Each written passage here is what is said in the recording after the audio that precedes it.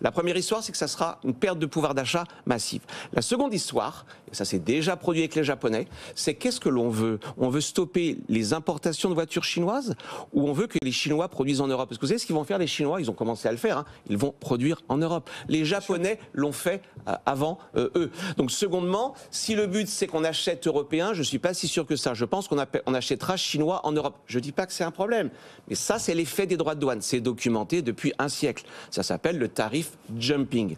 Troisième effet, lorsque vous mettez des droits de douane, ça rejoint un peu ce que disait Laurence, vous n'incitez pas directement les constructeurs automobiles à innover, vous les protégez. Attendez, c'est pas parce que je suis protégé que je vais innover plus. C'est une condition nécessaire, ça n'est pas une condition suffisante. Et vous avez même plusieurs travaux d'économistes, on parle de grands économistes, Ayon, Melitz, qui vous disent en général, quand vous protégez, vous réduisez l'incitation à innover. Oui, donc pardon. On s'endort. Donc l'argument, on devient rentier. Les idiots du village mondial sont ceux qui sont pour le libre-échange. J'ai l'impression quand même qu'il faudrait être un petit peu plus subtil. Moi, j'ai quand même l'impression que les idiots sont plutôt ceux qui vous disent que le protectionnisme douanier est la meilleure solution. Je pense que la bonne solution, ou la moins mauvaise, c'est la subvention à la production, premièrement, et secondement, ce que disait Laurence, capital, oui. Mais pas donner une manne à un monopole, faire des subventions à la production à tous les producteurs, ceux qui sont installés, mais également les nouveaux entrants. Et on rejoint les thèses de Tyrol sur le problème de l'Europe, c'est qu'on donne toujours aux mêmes.